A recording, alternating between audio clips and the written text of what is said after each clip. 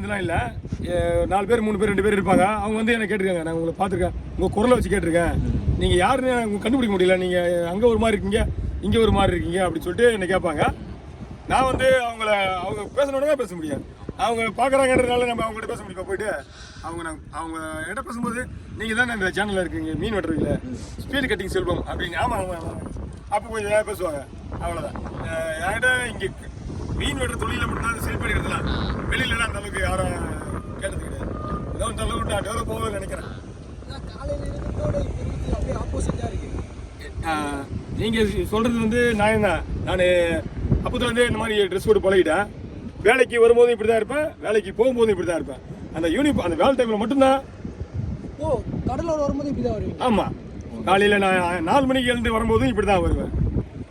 வந்த உடனே இந்த மாதிரி என்னோட பழைய வேலைக்கு யூனிஃபார்ம் போடுவேன். மறுபடியும் வந்து வீட்டுக்கு கை கழுவிட்டு மறுபடியும் இதே வீட்டில் போய் மாற்றுவீங்க. இப்போ ட்ரெஸ் எல்லாம் இப்போ பாத்ரூமில் போய் கை கழுவி இடம் இருக்கு, அங்கே பாத்ரூமில் கை எல்லாம் கழுவிட்டு அங்கேயே ட்ரெஸ்ஸை மாற்றிட்டு மறுபடியும் பழையபடி. உங்களுக்கு நீங்கள் ஏதாவது ரூம் எதாவது இருக்கா?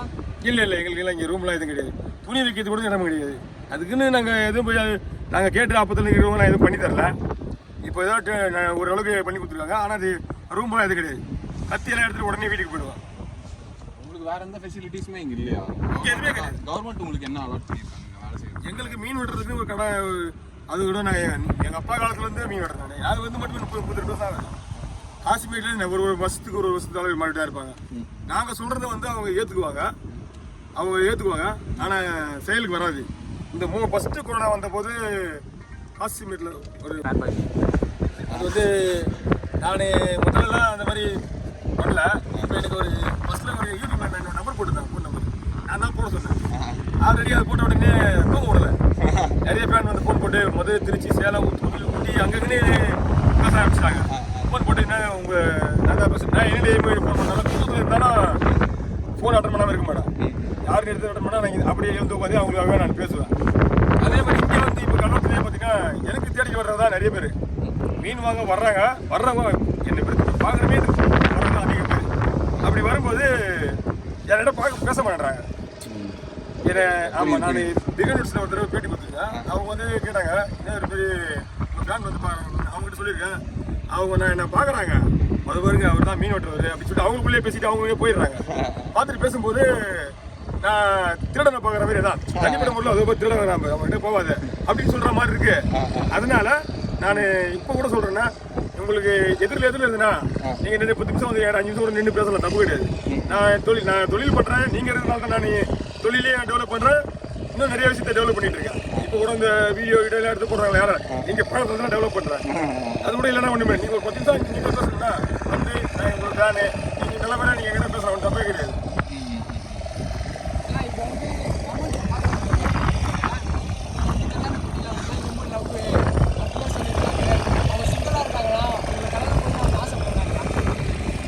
ஆசைப்படுறது தப்பு கிடையாது. பட் எனக்கு கல்யாணம் ஆகி 16 வயசுல ஒரு பொண்ணு, 12 வயசுல ஒரு பொண்ணு இருக்குது. நான் மறுபடியும் கல்யாணம் பண்ணினேன், நான் என்ன பண்ணுவேன்? அவங்க கமெண்ட்ல அதான் சொல்றேன், எல்லாருக்கும் ஆசை இருக்குது. அவங்க ஆசை தான் அவங்க கேட்டாங்க. இப்போ என்னோட ஆசை நான் வந்து 2 பொம்பளை பசங்க இருக்குது. இப்போ ஒருத்தருக்கு ஒரு கல்ச்சர் குடும்பம் படித்தா கல்யாணம் பண்ணினா படிச்சே வேலை செஞ்சா கல்யாணம் பண்ணிக்கணும். இதோட முடிஞ்சு போச்சு. கல்யாணத்துக்கு அப்புறம் என்ன பண்ணுறோன்னா, குழந்தை குடிக்க வந்துச்சா அதுங்களை பாதுகாப்பு பண்ணுறதுக்கு தான் நம்ம இவ்வளோ கஷ்டப்படுறது காரணமே. கேள்வி இருக்கா? பணத்தை பற்றி என்ன நினைக்கிறீங்க? பணம் வந்து நான் கஷ்டப்படாத விஷயமே கிடையாது. நான் நிறைய கஷ்டப்பட்டேன். பட் இருந்தாலும் கஷ்டப்படும் போது கூட நான் அந்த கடன் வாங்கணும் கூட கடத்துக்கிறேன். நான் திருப்பி கொடுத்தேன். ஒரு கடன் பற்றி எவ்வளோ வாங்காத வட்டியே கிடையாது. அந்த வாங்காத கடன் வட்டியே கிடையாது. ஆனால் கடன் வாங்கினாலும் எதுக்காக அந்த கடத்தை வாங்கணும்னு சொல்லிட்டு திருப்பி கொடுத்துருவேன் நான் கரெக்டாக அவங்களுக்கு. அன்றைக்கி அதெல்லாம் திருப்பி கொடுக்கும்போது தான் அந்த கடன் என்னை விட்டு கழிஞ்சது. தவிர பாக்கெட்லேயே வச்சுட்டு இருந்தால் அந்த கடன் கழியாது. அப்படி நான் கொடுத்ததுக்காக தான், அந்த கடத்தை கொடுத்ததுனால இன்னைக்கு கடல் பிடிச்சல கடன் இல்லாமல் சந்தோஷமா இருக்கு.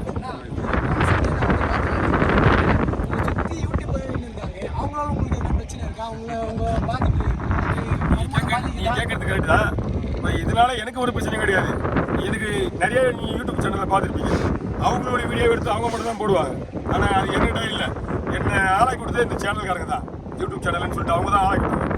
இருந்தாலும் அவங்க வந்து என்னால் அவங்களால எனக்கு எந்த கஷ்டமும் கிடையாது, நஷ்டமும் கிடையாது. பட் என்ன சுற்றி பக்கத்தில் 3 அடிக்கு ஒரு தடவை பக்கத்தில் உட்காந்துருக்காங்க. ஒரு என்னை சுற்றி 10 கேமரா இருக்கு. 10 கேமரா என்னை சுற்றி 10 கேமரா அடிட்டாங்கன்னா அவங்க ஒரு எப்படி பார்த்தாலும் 5 அடியை லாக் பண்ணுவாங்க. 3 அடியில் ஒரு கடை இருக்கு, பக்கத்தில் பாதிக்கப்படுது. இது மட்டுமே தான் தவிர என்ன வீடியோ இருக்குது நான் கவலையப்பட மாட்டேன். அவங்க என்ன சொன்னாலும் அவங்க செஞ்சுட்டு தான் இருக்கு. இப்போ வரைக்கும் அப்போ வரைக்கும் செஞ்சுட்டு இருக்கேன், இப்போ வரைக்கும் செஞ்சுட்டு தான் இருக்கு. இப்போ வந்து யூடியூப்ல வந்து எல்லாரும் வீடியோ எடுத்து போடுறாங்கல்ல. ஸோ மீனோட ரேட்டு வந்து இன்னைக்கு கம்மியாக இருக்கும், நாளைக்கு அதிகமாக இருக்கும். ஸோ இந்த வாக்குவாதம் வந்து அதிகமாக போயிட்டு இருக்குண்ணே. இப்போ எல்லாரும் வீடியோ எடுக்கக்கூடாதுன்னு சொல்கிறாங்கல்ல. அது வந்து அதுக்கு வந்து நீங்கள் என்ன அது வந்து இப்போ இருக்கிற இதுக்கு வந்து நல்ல மீன் கட்டு மீன் இன்னைக்கு யூடியூப் மட்டும் இல்லைன்னா மக்கள் எல்லாத்தையும் ஈஸியாக கற்றுக்க முடியாது, தெரியாமல் போயிடும் எல்லாமே. விலைவாசி கூட நம்மகிட்ட ஃபோன் பண்ணி கேட்குறாங்களோ இல்லையோ, மொபைல் பார்த்து டிவியை பார்த்து கற்றுக்குறாங்க. இன்னைக்கு என்ன ரேட்டு வஞ்சிர மீன் ரேட்டு கற்றுக்குறாங்க. அதே மாதிரி காசிமேட்டில் வந்து மீன் நல்ல மீன் சொல்கிறதுனால தான் காசிமேட்டில் வந்து நல்ல மீன் தான் இருக்கும். 95% நல்ல மீன் தான். அந்த 5% வச்சு வச்சுக்கிறாங்க பார்த்தீங்களா, அதனால வர்றதா கூட இருக்கும். அதனால ஒன்றும் பிரச்சனை கிடையாது. நாங்கள் வந்து மீன் முழுமையாக கெட்டு போனால் மட்டுமே தான் கெட்டு போச்சு சொல்லுவோம். அப்போ கூட எங்களை சப்போர்ட் பண்ணி நிறைய பேர் இருக்காங்க.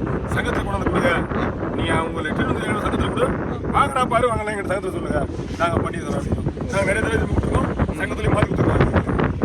விலைவாசி மட்டும் எப்படின்னா, விலைவாசின்றது நம்ம கூட அவங்களுடைய கம்மி பண்ண முடியாது. அவங்க 10 ரூபா கொடுத்து வாங்கினாலும் 20 கொடுத்து வாங்கினா நமக்கு தெரியாது. ஒரு கெஸ் சும்மா நம்ம ஒரு கெஸ்ஸு மீன் கெட்டு போச்சா மட்டும் தான் சொல்கிறது. கெஸ்ஸிங் வந்து எப்போ கலப்பா போகும், நான் 1000 ரூபா கொடுத்து வாங்கினேன், நான் வாங்கினேன், இதை விட 100 ரூபா கம்மி, இதை விட 100 ரூபாய்க்கு அவ்வளோ விலை போச்சு, இங்கே 150 150 100 ரூபா கம்மியாக இருக்குது, பரவாயில்ல மீன் சூப்பராக இருக்குது, நல்லா இருக்கு வாங்கினேன், இப்படி தான் சொல்லுவோம். தவிர கம்பல் பண்ணி எனக்கு ஒரு சில ஒரு யூடியூப்லேயே ஒரு சில ஒரு 2 நண்பர்கள் வந்து இந்த மீன் இவ்வளோ விலை தான் போகும் அப்படின்லாம் வந்து பண்ணி போடுற பேசுகிறாங்க. அந்த பேசுகிறவங்களாம் நம்ம காசிமேட்லேயே அவாய்ட் பண்ணிடுறாங்க. இந்த வீடியோ வந்து தெரியும், ஆல்ரெடி 10 சேனல் இருக்கு, நீங்கள் தான் பண்ணி தெரியாது, நாளிலேருந்து அவங்க வந்து வரமாட்டாங்க. நாங்கள் இந்த மாதிரி விஷயத்தில் எனக்கு வச்சுக்காதீங்க அப்படின்னு சொல்லிடுவாங்க. அதுதான் விஷயம். ஓகே, இப்போ வந்து இந்த ரேட்லாம் வந்து இப்போ இன்னைக்கு வந்து அதிகமாக இருக்குது, நாளைக்கு கம்மியாக இருக்குதுங்கண்ணா. ஸோ இப்போ இவங்க எடுத்து போடுற வீடியோஸ்னால இப்போ வர மக்கள்லாம் வந்து இப்படி தான் விலை இருக்குது, ஸோ எனக்கு விலை கம்மி பண்ணி கொடுங்கன்னு கேட்குறாங்களா? இல்லை கேட்பாங்க. ஓகே, ஏன்னா இப்போ நான் நிறைய பேர் வந்து இந்த மீன் கலர் கம்மியாக போகுதுன்றது அவங்களுக்கு ஆல்ரெடி தெரியும், சொல்லியிருக்காங்க. இப்போ 90% பேர் நல்ல மீன் தான் வாங்கிட்டு போகிறாங்க. இருந்தாலும் இது என்ன விஷயம்னா, அவங்க வந்து விலை அவங்க வரும்போது நீ கேட்டு வாங்கணும். டிவியில் பார்த்து வந்து 10 ரூபா கம்மியாக இருக்குது சொல்கிறாங்க, அதெல்லாம் நடைமுறைக்கு செட் ஆகாது. புரியுது. சேனலில் சொல்கிறதுலாம் வந்து இதில் நடைமுறைக்கு செட் ஆகாது. பார்த்தீங்கன்னா 95% ஃபேக் வீடியோ நிறைய ஃபேக் ஆகுது. ஒரிஜினல் நான் மீன் வெட்டுறதே ஃபேக்கான்னு சொல்கிறாங்க. இவ்வளோ ஸ்பீடில் வெட்ட முடியுமா அவங்களால? இதை வீடியோ ஓட்டி போடுறாங்க அப்படின்னு என்ன கேட்குற மாதிரி எதுவுமே நம்ப மாட்டேறாங்க. இப்போ வந்து அவங்களுக்கு ரெகுலராக வந்து தெரிஞ்சு வந்து வாங்குற நிறைய பேர். ஆனால் வந்து நாங்கள் வந்து என்னை விட மீன் வாங்கி கொடுத்து நிறைய பேர் கேட்டுருக்காங்க. ஓகே, நான் வந்து முதல்ல விட எழுந்து போக மாட்டேன், இப்போ இன்னும் கொஞ்சம் எழுந்து போக முடியாது. வந்துட்டே இருக்காங்க. எனக்கு 6 மணி 5 மணி ஆரம்பிச்சுன்னா கஸ்டமர் வந்துட்டே போய் என்னால் எழுந்தே போக முடியாது. எனக்கு ஒரே ஒரு கஸ்டமர் மட்டும் தான் இன்னி வரைக்கும் என்கிட்ட எழுந்து போய் நீங்கள் வாங்கி கொடுத்தா வாங்கிட்டு போவோம்னு வெயிட் பண்ணுறாரு. நான் காசுலாம் பார்க்க மாட்டாரு, இன்னைக்கு எனக்கு கொடுவா மீன் ஒரு வஞ்சிர மீன் வாங்கி கொடுங்க, அது நல்லா ஃப்ரெஷ்ஷாக இருக்குன்னா அது கொண்டு போய் கொடுத்துருவாரு. ரேட்லாம் பார்க்க மாட்டேன், எனக்கு வாங்கி கொடுத்து ஒரு 200 கொடுப்பாரு. ஆனால் நான் போயிட்டு வந்து ஒரு 1/4 மணி நேரம் ஆகிடும். எனக்கு அந்த செகண்டில் ஏதாவது கஸ்டமர் மிஸ் பண்ணிடுவாங்க. ஓகே, அதுக்காக தான். இப்போ ஒரு இடையில ஒரு அமெரிக்காவிலேருந்து ஒரு ஃபேமிலி வந்தாங்க. அப்போ கொஞ்சம் காலியாக இருந்தேன். அவங்க ஃபேமிலியோட வந்து ஒரு பொண்ணு ஒரு பையன், அவங்க மாமியார் 2 பேர் வந்தாங்க. வந்துட்டு அவங்க அங்கே பைபிள் இது புக்ஸ் எல்லாம் சேல்ஸ் பண்ணுறவங்க அங்கிறது இங்கே ஒரு இதுவாக வந்திருக்காங்க. உங்களை பார்க்க தான் நீங்கள் தான் வந்துன்னு சொன்னாங்க. வந்துட்டு அவங்க இப்போ சரி வீட்டு பார்க்க சொல்லி எடுக்கிறாங்க. போகாது இது நீங்கள் தான் காற்றுல போகிறது தான் இது. அப்படியா? ஓகே. அவங்க வந்து சொல்லும்போது சரி நாங்கள் வரங்க வாங்க என்ன தேடி வந்துருக்கீங்க வாங்க சொல்லிட்டு அவங்களுக்கு எல்லாமே ஃப்ரெஷ்ஷாக அப்படியே புது மீனாக பார்த்து வாங்கி கொடுத்து காசு அவங்களும் அங்கே பார்க்கல. ஆனால் நான் இன்னைக்கு அந்த எந்த ரேட்டோ நல்ல பொருள் என்ன ரேட்டோ அதுக்கு அவங்கள வாங்கி நான் கொடுத்துட்டு அவங்களை இட்டுட்டு வந்து அந்த மீனை சுத்தமாக கட் பண்ணி எடுத்து லேடிஸ் அவங்களுக்கு கொடுத்து க்ளீன் பண்ணி 2 கட்டி எல்லாம் டோட்டலாகவே அவங்களுக்கு 5-6 கட்டி வாங்கி கொடுத்துட்டு அவங்க எவ்வளோ கேட்டாங்க, நீங்கள் கொடுங்க அப்படின்னு சொல்லிட்டு அவங்க என்ன பண்ணாங்க, மடித்து ஒரு 5000 ரூபா கொடுத்தாங்க.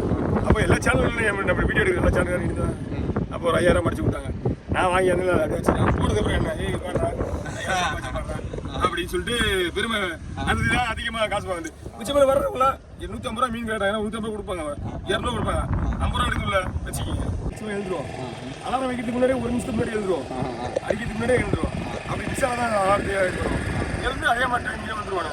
வேலை இருந்து வேலை இல்லை, டைமிங் வந்துருவோம்.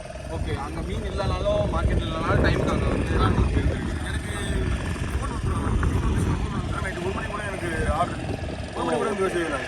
ஓகே ஓகே 1 மணிக்கு எனி டைமே நான் வேலையில் நின்று யார் ஃபோன் பண்ணாலும் வந்து வேலை செய்வேன். ஓகே ஓகே சரி ஓகே. இப்போ என்னன்னா இப்போ நீங்கள் இங்கே எவ்வளோ வருஷமான இருக்கீங்க? நான் வந்து 10 வருஷமாக இருக்கேன். ஓகே. இந்த மீன் வெட்டுறதுங்கிற இந்த தொழிலுக்குள்ளே எப்படி வந்தீங்க? ஆக்சுவலாக உங்களுக்கு இன்ட்ரெஸ்ட் இருந்து வந்தீங்க இல்லை லைக் யாராவது வீட்டில் இருந்து ஃபேமிலியில இருந்து? எங்கள் அப்பா வந்து இந்த தொழில் பண்ணிட்டு இருந்தாரு. நான் வந்து ஸ்கூல் படித்தேன். மொத்தமே நான் படிச்சது 6வது வரைக்கும் தான். நான் 5வது படிக்க 4வது படிக்கிறது எங்கள் அப்பா இந்த வேலைக்கு போயிட்டு ஞாயிற்றுக்கிழமை ஒரு நாளைக்கு மட்டுமே எடுத்து போயிட்டு அது ஞாயிற்றுக்கிழமை வேலைக்கு போகும்போதுனால அவருக்கு வேலை செய்யும்போது அவர் காசு நான் தான் முக்கால்வாசி வாங்குவேன். அவர் வேலை செய்வார். அப்போ அந்த வயசில் கொஞ்சம் அவர் கொஞ்சம் சுறுசுறுப்பாக வேலை செய்வார். அப்போ ஒரு காசு நான் வாங்கி இந்த பழகும் போது காசு தான் என்னை இந்த வேலைக்கு தூண்டிச்சுட்டாங்க. வேறு ஆசைலாம் எனக்கு தெரியல. அப்போ செய்கிற வேலை அவர் கூட வேலை செய்யும்போது எனக்கு இந்த காசு ஆசைகள்லாம் வந்து ஃப்ரெண்டுக்கு கூட போகும்போதுலாம் இந்த காசு தேவைப்படுது இல்லை அப்போ சின்ன வயசில். அதனால கொண்டு இந்த ஆசை இந்த தொழிலுக்கு நான் வந்து அப்போ கூட எனக்கு இந்த மாதிரி இப்போ நிறைய பேருக்கு யூடியூப்ல தெரிகிற மாதிரிலாம் அப்போலாம் ஃபேமஸ் கிடையாது. அப்போ வந்து இப்போ இருக்க அதே வேலை செஞ்சுட்டு இருக்கேன். பட் இப்போ இந்த ஒரு வருஷமாக தான் இந்த யூடியூப்ல சேர்ந்து அதுக்கப்புறம் நிறைய பேர் ஓகே வணக்கம். இப்போ வந்து நீங்கள் உங்கள்கிட்ட மீன்லாம் வெட்ட வராங்கல்ல, ஸோ அதில் வந்து நிறைய பேர் வந்து இந்த ஏற்றத்தாழ்வோட பார்ப்பாங்கல்ல.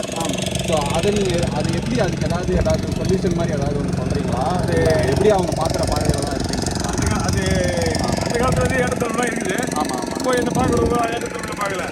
ஏன்னா ஒரு அவங்க கண் பார்வையில் நம்ம ஹீரோ மாதிரி தெரியுது. Okay okay. அதுக்கு முன்னாடிலாம் வந்து நார்மலாக மீன் வெட்டுறவங்க தான். அப்பா காலத்துலலாம் ரொம்ப இந்த காசு பெறலே கொஞ்சம் அடங்கி தான் இருப்பாங்க எல்லா பேரும். அப்போ வந்து பெரியவங்கலாம் இப்போ நாங்கள் தலையெடுத்து கொஞ்சம் 20 வருஷமா எங்களுக்கு எல்லாமே பழக்கம். ஓனர்லேருந்து எல்லா ஓனர்களும் பழக்கம். நிறைய பேர் நிறைய ஃப்ரெண்ட்ஸுங்க நிறைய கடல் தொழில் பண்ணுற 95% எங்களுக்கு ஃப்ரெண்டு தான். இப்போ நான் இங்கே கடலூர் தொழில் பார்த்துட்டேன்னா இந்த இடம் தான் நான் பிறந்து வளர்ந்த இடம். நான் பிறந்து வளர்ந்து அன்னைக்கிளின்னு சொல்லிட்டு சாப்பாடு இடம் இருக்குது. அங்கே தான் பிறந்து வளர்ந்தது எல்லாமே. 1வது படிச்சு வந்து 5வது படிச்ச வரைக்கும் இங்கே தான் படித்தேன் நான். அதனால எனக்கு இந்த இடத்துல எனக்கு 90% எல்லாம் தெரியும் தெரியாது. இப்போ நீங்கள் மீன் வெட்டுறது வந்து எப்படி நீங்களாம் வந்து உட்காந்து வேலையை நீங்களே கற்றுக்கிட்டீங்களா இல்லை அப்பாட்டிருந்து அப்பப்போ அப்பாட்டிருந்து அந்த ஸ்டைல் அப்பாட்டிருந்து தான் வந்து? அப்படிலாம் சொல்ல முடியாது. ஸ்டைல்ன்றது தனிப்பட்ட முறையில் ஒருத்தருக்கு வருது. ஓகே. தொழில் எங்கள் அப்பாட்ட கற்றுக்கிட்டேன். ஸ்டைலெலாம் ஆல்ரெடி இப்போதான் ஸ்டைல் சொல்கிறாங்க. அப்போதுலேருந்து ஆல்ரெடி தெரியாது. இப்போதான் நீங்கள் ஸ்டைலாக மீன் வெட்டுறீங்க, ஸ்டைலாக கேட்ச் பிடிச்சி மீன் வெட்டுறீங்க அப்படி நிறைய கவர் பண்ணுறாங்க. நல்லது தான். இப்போ எனக்கு தெரிஞ்சு எனக்கு இந்த தொழில் நானே பண்ணது தான். ஓகே. இப்போ நீங்கள் வந்து அடுத்து ஏதாவது பண்ணலான்னு இருக்கீங்களா? இந்த மீன் வெட்டுறது தான் அதுக்கு உங்களுக்கு பிடிச்சிருக்கு, இதே போயிடலாம்? எனக்கு தெரிஞ்சு இப்போ என்னோட உழைப்பு மட்டும்தான் இதில் இருக்கு. 10 ரூபா நான் முதல் போட்டு வேலை செய்யணும் அவசியம் கிடையாது. நான் உழைச்சி அவங்களுக்கு வர கஸ்டமர் திருப்தி அனுப்புறேன். அதுவே எனக்கு போதும். பெரிய விஷயமா எதுவும் ஆசைப்படுறேன். ஆமாம், என்னுடைய இதுதான் இவ்வளோதான். ஏன்னா நான் இதை வச்சு இதுவே பெரிய விஷயம். 10 மணிக்கெலாம் எனக்கு வேலை 10-11 மணிலாம் வேலை முடிஞ்சிருது. நான் இனிமேல் தான் போய் தூங்குறேன். அழகாக வந்து மறுபடியும் திருப்பி கண்டினியூவாக கடைக்கு வந்தாலே எனக்கு பெரிய விஷயம். இது வந்து உங்களுக்கு போதுமான அளவுக்கு காசு கொடுத்து போதும். ஒரு நாளைக்கு 500 1000 ரூபாய் வந்து நார்மல் டெய்லி சம்பாதிக்க காசு. 10 மணி வரைக்கும் அதுவே எனக்கு இது வந்து மேக்ஸிமம் எனக்கு அன்றைக்கி மட்டும்தான். ஞாயிற்றுக்கிழமை எக்ஸ்ட்ரா 10 ரூபா கிடைக்கும். அது வந்து நார்மலாக இருக்கும்.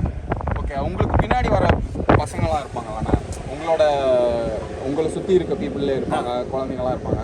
ஸோ அவங்கெல்லாம் வந்து இதை பார்த்து இன்ஸ்பயர் ஆகி கூட வெட்டுறதுக்கு வருவாங்கல்ல. இது வந்து அப்படி தான் நாங்கள் வந்தோம். இப்போ எங்கள் மீன் வெட்டுற இடத்துல ஆல்ரெடி எங்களுக்கு ஃபேமிலி சேர்ந்தவங்க ஒரு 30 பேர் நாங்கள் மீன் வெட்டுறோம். 30 பேர் மீன் வெட்டும் போது அவங்கவுங்க பசங்கள்லாம் வந்து இப்போ ஒரு நிறைய பேர் எல்லாம் பெரிய பெரிய ஆள். இப்போ ஒரு இன்ஜினியரிங் மெக்கானிக் படிச்சிருக்கான், ஒரு மெடிக்கல் ஷாப் வச்சிருக்கான். பசங்கள்லாம் நல்லா படிச்சு நல்ல பெரிய பெரிய ஆளாக இருக்காங்க. 3 பேரில் ஒரு புள்ள இப்படி வந்து அவனு படிச்சுட்டு இந்த வேலைக்கு வராங்க. புரியுதுல? 3 பேர்லேயே 3 பேர் பிள்ளை 3 பிள்ளை படிக்குது. ஒரு பொண்ணு 2 பசங்க படிக்குது. பட் என் கூட பக்கத்தில் வேலை செய்கிறாங்க. இன்னும் நமக்கு இந்த அளவுக்கு பொண்ணு 2 பொண்ணு தான் எனக்கு பக்கத்தில் வேலை செய்கிறேன். 3 பேர் படிச்சிருக்காங்க, இன்டிகிரி ஆகிருக்காங்க. அதில் ஒரு பையன் இந்த வேலையை கற்றுக்கிட்டோம் அப்படின்னு சொல்லிட்டு அவங்க பிள்ளைக்காக வச்சு வேலை செய்கிறேன். எனக்கு அந்த மாதிரிலாம் இருக்க வாய்ப்பே கிடையாது. எனக்கு 2 பொம்பளை பசங்க. நான் சம்பாதிக்கிறதுக்குள்ள என் பசங்களுக்கு தான். அதனால நான் இந்த 2வது என்னுடைய வேலையை திடீர்னு நின்றுடும். அதுக்கப்புறம் வரணும்னா அது கடவுளுடைய செயல் தான். ஏன்னா அப்புறம் மருமகம் வருவார், அவர் என்ன கடிச்சில் இருக்காரு தெரியாது. அப்புறம் இந்த வேலையை கற்றுக் கொடுக்கலாம், எப்படி வேணாலும் பண்ணலாம். அவங்களோட வர வருமானத்துலேயே அவங்களும் ஃபேமிலியை மெயின்டைன் பண்ணிக்கலாம். அது அவ்வளோதான். அதுக்கப்புறம் இந்த காலத்தில் இனிமேல் இந்த வேலையை மெயின்டைன் பண்ணி செய்ய முடியல. அப்போ வந்த வருமானம் வேறு, இப்போ இருக்கிற வருமானம் வேறு. நிறைய பேர் ஆகிட்டாங்க. அதனால் எதுவுமே சொல்கிறதுக்கு இல்லை. இதுவே நாமளா இருக்கோ சமாளிக்கிறோம்.